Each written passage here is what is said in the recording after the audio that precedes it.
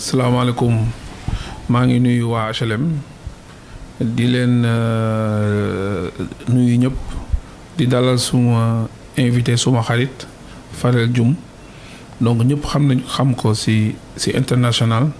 ñëpp xam nga ci Sénégal di doomu HLM di doomu Parcelles en même temps di doomu Sénégal ñu gis ko bu baax ñu muy yëngoo ci développement dëkkam di jàppale ay jeunes mu nekk koo xamante ne man en tant que entrepreneur dama ko xam mu nekk koo xamante ne lu bëri moo ngi koy dox surtout ci international bi ci ay partenariat ci formation ci domaine yu bëri donc moo taxoon nag tey ma invité ko pour waxtaan ak moom par rapport ak sunu programme de formation bi ñu xalaat bu ñu toogee ci maire bi ak vision bi ñu am en termes de partenariat public privé en termes de partenariat RSE par rapport ak société yi nekk biir HLM naka la ñu xalaatee pour ëllëg doomu HLM yi fi ne di jàng am bac ñu nekk xale yoo xamante ne xëy na seen waajur yi amuñu moyen pour yóbbu leen yan système la ñu war a def de telle sorte que tey ku mel ne partenaire bu mel ne Fadel Dioum moom mu mun ñu ci jàppale léegi dama bëggoon bàyyi ko mu présenter ñu xuus ci émission bi jërëjëf. jërëjëf monsieur le maire Modou maa ngi leen di nuyu bu baax di nuyu mbokku HLM góor ak jigéen mag ak ndaw bàyyiwul kenn di nuyu tamit sa staff sa équipe bi ñu fi fekk di leen ñaanal yàlla aussi mission bi ngeen am te waa HLM porté ko ci yéen muy yaakaar pour développer gox bi yàlla defal leen ci ndam waaw vraiment di kontaan nag ci sunu partenariat bi nga xam ne nuwe nañ ko entre man jiite structure bi ñuy wax Carrefour étude di yëngu ci formation insertion sur le plan national et international ak yéen ñi nga xam ne waa HLM dañu am ci yéen yaakaar pour redresser pour defar dëkk bi di HLM. dëgg la xam naa dañuy xuus nag ci waxtaan bi parce que dama bëggoon laaj ay question par rapport ak naka la nit mën a defee comme lu mel ne formation. par exemple tey ñoo am jeunes yoo xamante ne ay étudiants lañu. bu ñu bëggee dem au niveau de yenn dëkk yu mel ne Canada wala France wala États-Unis waaw yan possibilité la ñuy am daal. waaw loolu ñu ngi ci la ciy sant ci question bu pertinente bi ndax c'est très important. da nga laal point boo xam ne c'est très important muy wàllu formation. wàllu éducation. wàllu continuité des études. ndax problème bi nga xam ne mooy le problème principal wala le problème majeur yi jeunes yi am. ci fii Sénégal laay wax duma sax wax HLM wala Parcelles wala Point E wala fenn mais Sénégal. mooy le problème de la formation. ndax gars yi bu ñuy jooy chômage di ñàkkum xëy. dañu war a xool racine ba le pourquoi. le pourquoi boobu nag buñ ko saytoo ba egg ca dinañu xam ne problème formation moo am ci jeunes yi. ndax nit bala nga ne naam nekk fa. tey kiy xalaat liggéey. kiy xalaat avenir kiy xalaat dugg ci marché professionnel bi. il faut mu am lu mën. parce que nit ki boo nee dama bëgg xëy mais fan ngay xëy ak lan ngay xëy. kon formation mooy base. yow ce principal point d'interrogation bi nga soulever. mooy formation yàlla dogal mu boole ñu. kon sawar nañ ci loolu liggéey ci ak yow. donc pour revenir ci question bi. yaa ngi lim benn catégorie rek muy étudiants yi sax. waaye mën nga ko élargir. mën nga wax jeunes yi de façon générale. ndax étudiants yi élèves yi. étudiants yi mooy ñam bac war nekk université élèves yi ñi nga xam ne ñu ngi préparer bac. moo xam seconde ba terminale. waaye am na ñeneen ñoo xam ne aussi ay jeunes lañu ñu ngi am 4e. wala seconde seen jàng yàqu. kon ñoom ñëpp dañu jara xalaatle. nan la ñuy redresser seen situation. am na ci ñeneen ñi nga xam ne it yàlla dogalul ñu jàng. yàlla dogalul tamit ñu am métier. ñooñu tamit bokk nañ ci portefeuille bi nga xam ne. dañu leen di xalaat. nan lañu leen di taxawale. pour ëllëg. donc ñun ñi nga xam ne structure Carrefour Études di yëngu ci wàllu formation insertion recrutement universitaire sur le plan national et international. dañu prévoir. wutal leen ay formation d'abord. bu dee étudiants yi. am nañu par exemple ay formation professionnelle am nañ ay formation universitaire ki nekk fii di def première année wala mu am licence ba pare. moom am na choix. entre da ngay dem def formation professionnelle technique bi nga xam ne ça n'a rien à voir ak sa cycle. mais sa diplôme de base may na la nga def ko. soo paree rek nga dugg ci marché du travail ndax loolu moo la gënal. wala yow mi doon def deuxième année da nga bëgg a dem université. une université canadienne. wala américaine. eggale sa cycle ba am doctorat wala ba am master wala maîtrise. donc ñooñu loolu lañ leen di offrir pour étudiants yi. élèves yi nga xam ne am nañu bac di ay nouveaux bacheliers. ñooñu même chose ndax da ngeen bëgg a dugg cycle universitaire wala ndax da ngeen bëgg a def formation professionnelle technique. ndaxte ñaar yooyu dafa wuute. kii dafay dugg def première année deuxième année am licence. eggale troisième année. quatrième année. cinquième année am master 2 bu ko neexee mu jàll ba doctorat. loolu cycle universitaire la selon ce secteur. waaye bu la neexee nga def une formation par exemple d'1 an. wala de 2 ans. professionnel technique nga xam ne dafay déboucher directement ci benn métier. direct. par exemple mën nga ne technicien supérieur en réseau lay def. nga xam ne yow sa bac bi nga ko amee 2 ans ngay def après nga nekk benn technicien réseau. doo songu cycle universitaire. ñooñu dañ leen di offrir tamit yooyu option de formation. ñeneen ñi nga xam ne aussi amuñu bac. te système éducatif français bi arrangé wu leen. ndax fa lii France mooy Sénégal rek. waaye dëkk bu mel ni Canada ak États-Unis ñoom am nga la possibilité par exemple def formation te amoo bac. bëri na fa. donc da ngay duggee toujours li ñuy tuddee diplôme d'études collégiales. nga xam ne boo ko defee benn année mooy représenter sa niveau bac. après nga jàll ci leneen li la neex. donc am na ay diversité de formation yoo xam ne exigé wul bac. réew mel ni Canada réew mel ni États-Unis donc kooku dafay résoudre problème mu ñi nga xam ne jotuñoo am bac. parce que ñooñu tamit bu ñu leen fàttee du baax. dëgg la ma yokk ci pour daaneel sa question bi. ñeneen ñi nga xam ne seen jàng eggul. ñooñu ci diversité de formation yi ma lay wax am na par exemple am na sax boucherie. am na hôtellerie am na coupe coiffure. stylisme. design intérieur. conducteur engin lourd. dafa bari. la liste est loin d'être exhaustive. nga xam ne ay formation la yoo xam ne tey soxlawul ngay am benn niveau bi soxlawul ngay am diplôme. mais c'est technique. en tout cas mën a la bind mën a la lire na sa xel neex. nga ñëw ñu defal la ko pratiquement. ak tuuti théorie. nga pare am sa diplôme pour ba pare opérationnel ci marché bi liggéey. dëgg la kon jeunes yi. pour sa question bi loo foofu lañ leen mën a jaarale. dëgg la bu dee ci côté formation bi. dëgg la former leen ci métier yi technologie bi gën a itteewoo. ci jamono ji. pour ñoom ñu mën a gaaw liggéey marché professionnel bi daf leen soxla. dëgg la waaye bala ne leen mën a jël formation am. donc ci yoon boobu lañ leen jaaral. dëgg la parce que li nga wax lu am solo la parce que yàlla dafa def domaine bi ñu lay wax da nga nekk koo xamante ne lu bëree bëri. di nga si xam mais ñun dañu amaat beneen question. par rapport ak sport bi. waaw parce que yàlla dafa def dañ fi am benn club bu tudd ASC HLM. moo ngi nekk léegi si national 1 la nekkoon moo ngi 2. te dafa am joueurs yoo xam ne ay professionnels lañu. te dafa am jeunes yu bëri yoo xamante ne souvent dañuy am problème club. donc du ñu am moyen bu ñu demee mais du ñu xam kan moo leen mën a yóbbu wutal leen ay club. si loolu moom it damay wax si basket bi. parce que am nañ fi ay jeunes yoo xam dañuy basket. mais parce que du ma toogee yow damay laaj lu bëri parce que yàlla dala def nga am si xam-xam. naka laay def doomu HLM yi. ñu wutal leen ay club pour ñu génn. parce que boo gisee ñu woo la tey. parce que ñun dañu am benn programme boo xamante ne. dafa bokk ci suñu programme. muy formation. muy social. boo xamante ne dañ ko xalaat ne. war nañ ko mën a jàppale ay jeunes yu nekk HLM. bien sûr donc buñ laajee moyen.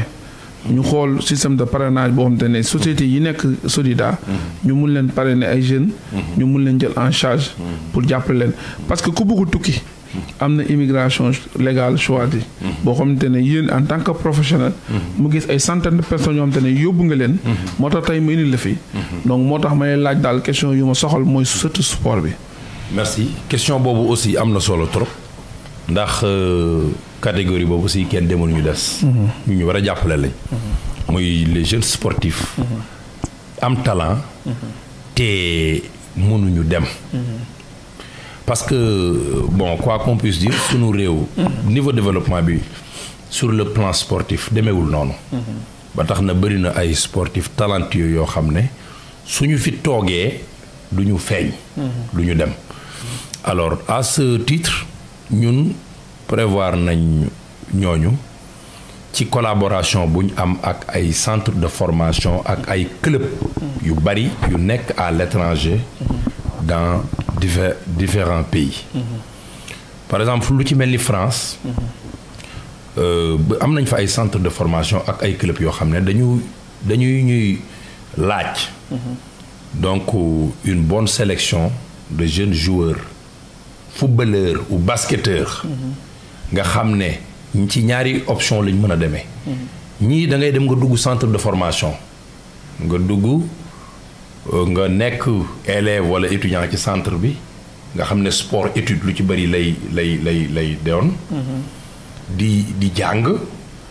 di defaale sport di entraîner ba test de sélection jot nga def sa sélection bu yàlla dogalee nga réussir ñoom ñu placer la ci club bu mag boobu mooy option bu njëkk bi mooy option formation sport étude bi beneen bi nag sportif bi mooy xam basketteur bi wala footballeur bi nekk jeune âge bi vraiment baax ba pare talent bi nekk fi kooku dañ koy mën a wutal directement test de club direct parce que bu ñu amee fiche technique am ak ay vidéo am ak ay quelques photos am dañu koy proposer benn club en général bu fekkente ne profil bi baax na daf koy intéresser mais d'abord il va passer par un test ñu programmer ko un test à une date déterminée mu jóge fii ñu yóbbu ko mu dem bu demee def test bi su réussir dañ koy intégrer directement moo xam nag ci équipe réserve lay dugg wala ci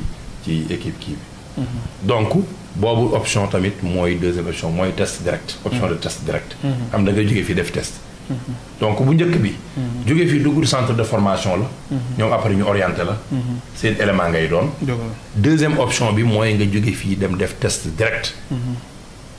donc boobu li tax mu xaw a gën a dëgër tuuti mooy da ngay jàll ñu jël la wala jàlloo nga demaat nga jàll feneen mais bu dee centre de formation bi ñoom dañ lay intégré bu dee da nga def am ay lacunes ay da nga manqué tuuti ci ay points ñu am luñ defaat ci yow yokkaat sa bagage intellectuel ak sa bagage sportif ba nga taxaw ñu dugal la dëgg la mais li nga wax moom parce que tënk na sport lu bëri parce que ñu nit nañuy bëgg di xool suñuy administré yu nekk fii yan partenariat la ñu mën def par rapport ak ëllëg bu ñu fi toogee ak suñu programme sportif boo xamante ne dafay laal surtout partenariat au niveau de l'extérieur ak partenariat de telle sorte que yenn club yi parce que xam naa ne ñun man damay wax parce que xam naa say compétence di ñu jàppale si lu bëri par rapport ak partenariat ville ak ville inchallah donc te ñun bu ñuy dem si loolu dañ ci am yàgg nañ ci dem dëgg la mais am nañ si vision bu sori parce que gis nañu yenn foire yi da nga yóbbu ay sénégalais yu bëri bien sûr donc ay commerçant parce que du ma ko tuddee rek damay tudd commerçant yi nekk biir HLM donc des fois damay gis sunu commerçant yi nekk fii des fois ma tense ñoom Nigéria ñuy dem si ay foire des fois ma dem Chine fekk leen foofu des fois nga dem France nga fekk leen foofu mais xam nga dafa am loo xamante ne des fois da nga koy gis des fois ni ñuy demee gis naa ne léegi ñooy commencé gën a organiser wu des fois da ngay dem benn dëkk bu mel ne Paris donc nga gis leen mu am foofu benn ville comme Barbès boo duggee si biir dañuy gis ay Sénégalais yu bëri yoo xamante ne dañuy jaay foofu am seen ay boutique bu foire commune amee gis leen ñoom ñëpp ñu lal te gis naa ne yow di nga am ville yoo xam te da ngay faral di yóbbu carrément ay commerçants pour ñu gën a mën a promouvoir seen ñuy def waaw loolu te loolu nag dama bëggoon ma xalaat si pour waa HLM waaw parce que ñun dañoo am ay volets yu bëri xam nañ ne développement wu Sénégal ñu bëri dañuy daw emploi dañuy daw développement local mais ñun suñu domaine en tant que entrepreneur ñun dañu xam loo xamante ne mooy résultat ak lu concret par rapport ak développement personnel ak développement communal suñu commune nag dañu tënk si lu bëri surtout bu ñu waxee ñu ne acte 3 bi mais ñun dañu comprendre te partenariat public privé mun na développer sunu gox yi mais ñun dañu yemul ci loolu parce que lu ñu gën a soxal mooy développement personnel te xam nañ ci loolu da nga si kii moo tax ma lay poser daal question foire yi lan naka lañ ci xalaatee daal question yu foire yi dañu koy gën a def pour le développement des PME PMI ndax ñooñu dañu nekk ay éléments yu am solo ci wàllu économie bi commerçant yi nga tudd xëy na ñu ci bëri amuñu chance boobu waaye buñ ko xamee dina leen jàppale bu baax ndax business développement la waaye développement bi mi ngi jógee ci collaboration ak partenariat comme Sénégal yàlla dogal na du réew mu développé trop ñun ni ñu ko gën a mën a développé d'une part nag laa wax mooy wut partenariat yu dëgër dans les standards internationaux ci nit ki ci secteur ba ngay yëngu nga am ci tey koo xam ne renommée internationale la xam nañ ko ci ëpp na la ci expérience am na ci doole nga lëkkaloog moom di liggéey mën na la soriloo ñoom nag boobu chance lañ leen di offrir ñoom commerçant yi nga xam ne dañu yor ay petites et moyennes entreprises PME PMI li ñuy def mooy képp ku ci nekk sa secteur ba ngay yëngu à l'occasion des foires internationales ñu koy def secteur par secteur ñoom dañu leen di jël bon conseiller leen ci comment organiser une administration ak activité bi lu mu ndaw ndaw parce que tubaab dafa bëgg lu organiser ba nga am sa administration bu organisé bu acceptable ñu jël la moo xam yow rek en tant que chef d'entreprise wala yaag sa équipe yóbbu leen ci foire yi pour nga mën a exposer à l'international say produits et services yi ngay def parce que Sénégal rek doyul adduna bi dañu war a xam lépp loo mën a def même bu dee jaay suuf am na ñu ko soxla à l'étranger fexeel ñu xam sa produit donc ñoom dañ leen jox chance ñu seen business seen produit seen service ñu fexe adduna bi xam ko benn ñaareel ba aussi ñu fexe leen a nuweloo ay partenariat international yi nga xam ne dinañu gën a yaatal seen collaboration ci wàllu liggéey donc loolu bi ñu ko commencé def ba pare statistiques yi wane na ne dafa yokk bu baax a baax économie bi surtout côté PME PMI yi parce que ku ci doon am chiffre d'affaires 5 nga commencé participer ci foire yi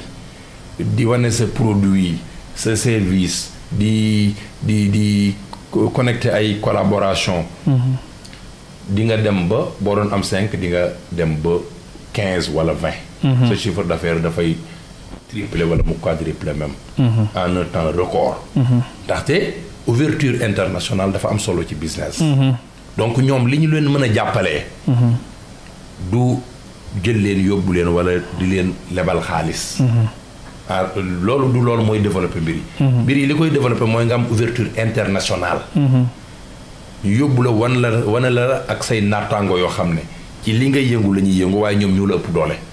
ci li nga yëngu la ñuy yëngu waaye ñoom France lañ nekk waaye ñoom États-Unis lañ nekk waaye ñoom Canada lañ nekk bu de ce fait dina la permettre nga teg tànk bitim réew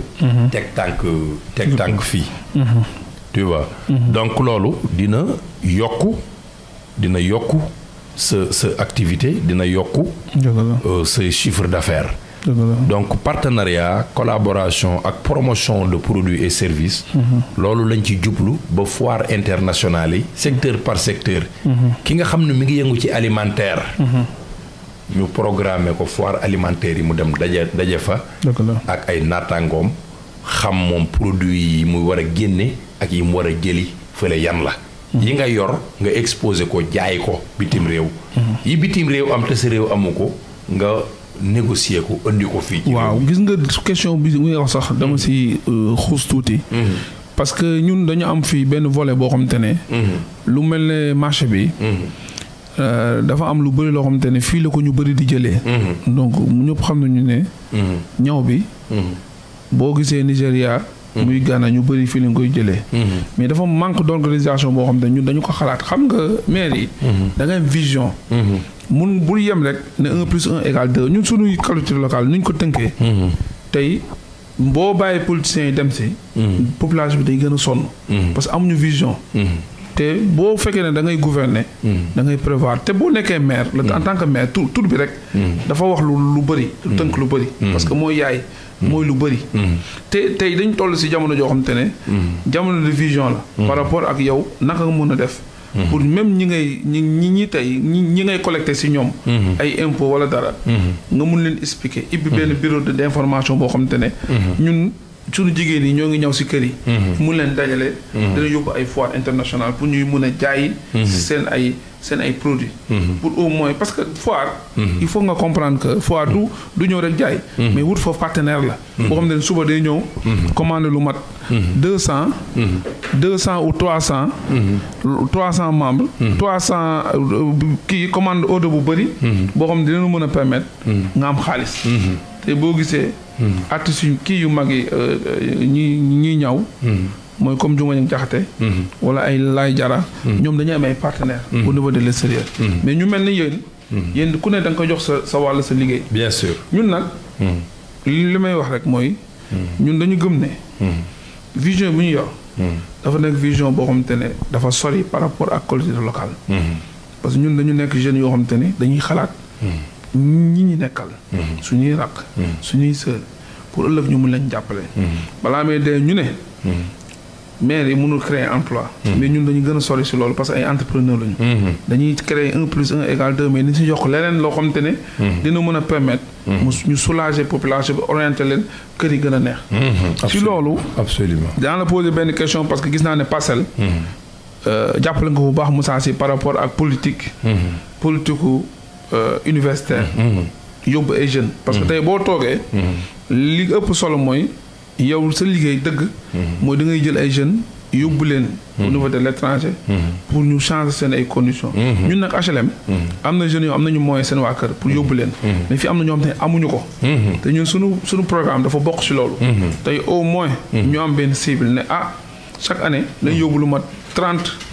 jeunes yoo xamante ne ñii étudiants lañu ñii comme ne ay élèves lañu mais les meilleurs parce que loolu day permettre mu gën a tax xale yi gën a jàng bien sûr ba pare gën a motivé wu bien sûr donc loolu daal waaw loolu Modou vraiment lu am solo la te bi nga ma ko proposé sawar naa ci liggéey ci ak yow ndax xam naa ne objectif bi nga ci am mooy jàppale jeunes yi te jeunesse mooy avenir u réew su sa jeunesse amul formation sa réew mënul la dem fenn su sa jeunesse doxul sa réew du dox bon li nga wax mooy partenariat bi ñu war a teg nii man ak yow ñaari structures yi pour chaque année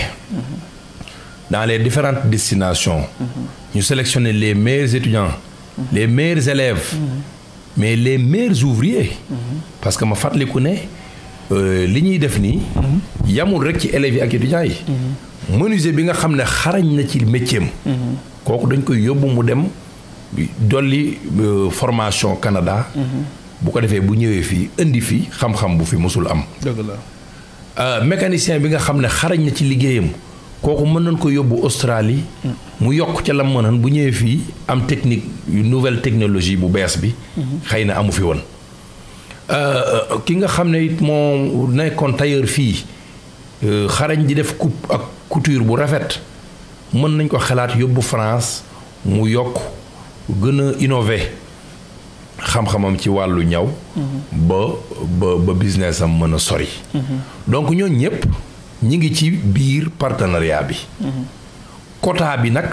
bientôt buñ ko définiree yow di nga ko mën a publier nit ñi xam ko waaye li ci am solo mooy dañu pare pour def chaque année ci destination yu bari te bokkul yoo xam ne mën naa cee lim France Canada Australie États-Unis mën naa leen lim waaye du yooyu rek métier yi tamit bari na par exemple mécanique bi ma wax léegi menuiserie bi ma wax tout conducteur yi ndaxte fu mel ni Canada dañuy soxla lool conducteur dawal chauffeur yi surtout ci engin lourd mooy tracteurs yi ak yu demee noonu dañu leen fay soxla te en général bu fekkee chauffeur am nga permis poids lourd rek da ngay mën dem 3 mois de formation lañ lay defal nga am certificat bi mën a commencer liggéey donc ñooñu ñëpp étudiants yi élèves yi étudiants yi nekk université étudiants yi jot a cartouché seen jàng sotteetul élèves yi war a def bac ak ñi am bac ñiy soog a am bac ñooñu ñëpp ci portefeuille bi lañ donc dañuy tànn quota boo xam ne chaque année ci destination yu bokkul dinañ leen jàppale ñii dem jàngi ñii dem liggéeyi ñii dem formé wu ji ainsi de suite kon loolu loo xam ne la yàlla may nañu ko mën nañ ko te tamit yéene nañ ko Sénégal yéene nañ ko jeunesse sénégalaise rawatina buñ ciy liggéey ak ñu am ambition ni yow pour dimbali jeunesse bi kon loolu dañ koy mettre en place bu sottee très bientôt nga déclarer ko peut-être à l'occasion d'une journée de sensibilisation ñi intéressé wu nekk dans les cas urgents ñu ñëw inscrire ñi bëgg a dem jàngi ñëw inscrire indi documents yi ñu leen laaj ñi bëgg a dem liggéey ñëw inscrire indi documents yi ñu leen laaj ñu préparer leen seen yoon ñu dem jàngi liggéeyi formé wu ci jàmm ngir mën a ñëw jariñaat seen réew ndax loolu lañ ci visé léegi li ci des ci wàllu formalité comme li nga wax ñi bëgg a dem am moyen amuñu problème waaye à côté dafa am ñu bëri ñu bëgg a dem am talent mën a jàng mën a liggéey waaye amuñu moyen kon yow boo jugee pour ñooñu moo ñorat gën a tax a jóg waaw ñooñu it nga jàpp ba affaire bi oyof ñu dem yàlla dimbali leen ñu jàng réussir ñiy liggéey réussir ñiy formé wu réussir ba mën a ñëw jariñaat seen dëgg la parce que sànq da nga xuus tam solo parce que ñun yàlla dafa def ñu am fii ay corps de métier yu bëri am na cordonnerie am na bijoutier am na mécanicien électricien lépp am na fi te ñooñu ñëpp yàlla dafa def ñu bokk suñu mouvement bi muy ànd sukkal HLM ñu nekk ay acteurs yoo xamante ne yu am solo la par rapport ak développement suñu gox te sénégalais dañuy faral di wax ne am na ñoo xam ne mënuñu am solution mais dindi la ñu gën a mën a yàq te dañuy gëm ne ñooñu si ñun lañ bokk te dañ leen war a jàppale te gis nañu si ñoo ngi liggéey lu am solo waaw te même fauteuil yu bëri ñoo koy defar te ñoo ngi fii nekk waa Cité Port te maa leen nuyu de passage di nuyu Cheikh di nuyu ñu bëri Assane Diop donc mu nekk koo xamante ne menuisier la donc ñoo xamante ne maa ngi xalaat tey yàlla bu defee ñu toog si maire bi ñu mun leen jàppale ñu def renforcement de capacité parce que ay pères de famille lañu te xalaat nañu dañu am benn projet bu tudd maison connectée boo xamante ne loolu muñ tax a jóg ñu yokk seen ay renforcement de telle sorte que dañ leen mën a jàppale ñu dem def formation ñëw pour que sotti ko doomu HLM yi donc xam naa duma la téye maa lay gërëm di la sant donc tey suñu jotaay bi dafa nekk jotaay de partenariat boo xamante ne day vision bu ñu yor mooy naka la ñu mën a def suñu doomu HLM yi fi nekk ñu mën leen orienter jàpp leen parce que bu ñu toogee ci maire bi dañu am benn bureau boo xamante ne lii rek lay chargé wu mooy formation bi dëgg la parce que formation du permis de conduire rek wala restauration bi kii boo pare ñu dem mais man dama gëm ne formation bi ñu war a def dafa war a nekk utile ba pare nekk loo xamante ne day nekk au niveau boo xamante ne permettre bu ko nit defee mu am lu solo mu am loo xamante ne dina ko mën a permettre mu mën a jëriñ boppam jëriñ ko xam yëpp donc tey ñun dañuy wane ne suñu engagement par rapport ak ñun HLM parce que HLM moo ñor HLM lañu bëgg te HLM lañu gëm te HLM tey dañu gëm ne développement bu munti am mooy doomu HLM boo xam te ne yaakaaru ku dul si waa HLM pour waa HLM xam ne doomu HLM la te boo waa HLM xam ne tey ñoom rek la ñu am ñun wéeruñu si kenn si ñoom la ñu yaakaar benn parti la ñu am muy HLM nekkuñu si benn calcul boo xam te ne tey lu ñuy def dafa nekk loo xamante ne pour intérêt ñëpp la donc maa ngi gërëm sama mbokk catholique yi di gërëm sama mbokk jullit yi murit laayeen ñëpp bàyyi ñu kenn ñun doomu HLM kase lañu te xëy na bu juumee si ñun la rek suñu jëmm la parce que yàlla moo mun moo am donc di gërëm sunu mbokk boo xamante ne tey dafa ñëw ñu gëm ne dafa war a expliquer population bi ñun yenn vision la ñu am par rapport ak partenariat bu ñu mun def ak moom de telle sorte que population bi yëpp di si gis seen bopp waaw parce que dëkk noonu la war a doxee donc di ko gërëm nag parce que lu tax mu ñëw bàyyi temps bàyyi léppam am na lu bëri loo xam ne gis naa ko si international mu def ko gis ay maire yoo xam ne jël na ay jeunes te leen yóbbu te suñu maire yi boo leen waxee ne leen xale yi da nga leen yóbbu te ñun dañu am benn affaire boo xam ne HLM yu bëri xamuñu ko woon mais suñu doom yi ñooy dugg si gaal yi di si la ñu bokk ñun bien sûr donc te loolu tax na mu wool ko wax leen jeunes yi ne leen am na espoir ñun dañ ñëw pour liggéey ay jeunes xam nañu yoon bi tey bu jaree tey ñu jël leen yóbbu leen pour ngeen dem liggéey pour seen bopp liggéey pour waa HLM dañ koy def parce que loolu mooy ku ne sa xalaat pour def ko waaw jërëjëf xam naa maa ngi bàyyi saw dernier mot. waaw vraiment Modou monsieur le maire ñu ngi lay remercier bu baax di ñaan mission yi bii nga am daal yàlla defal la ci ndam ndax vraiment c'est une mission noble soo jugee ne damay jàppale jeunes yi te yàlla tax ngi ak développement kooku mënuñu def lu remercier la ñun nag ñi ngi réitérer encore suñu engagement bi ñu am ak yow ndax soo ñu wooloo pour ñu résoudre benn solution pour ñu résoudre benn problème ak suñuy solution mu nekk problème bi jaaxal ñëpp muy formation ak xëyu ndaw ñi du kooku dañ ciy fier dañ ciy ànd ak yow ndax Sénégal ñoo ko bokk HLM ñoo ko bokk Sénégal ñoo ko bokk kon ñi ngi wax rek ne incha allah programme bi ñu teg muy programme de formation d'insertion surtout sur le niveau international dina doon lu am solo dina tax problème yu bëri résoudre yi jeunes yi amoon élèves yi étudiants yi ouvriers yi sportifs yi commerçants yi fàttewuñ kenn ndax yow couche yi wax dëgg yàlla fàttewoo kenn te pose sa question laal na ñëpp te suñuy solution incha allah dina laal ñëpp kon avec Carrefour Études dinañu lijjanti loolu ba problème boobu sunu borom andi ci saafara maa ngi leen di remercier di leen sant di leen gërëm jërëjëf merci jërëjëf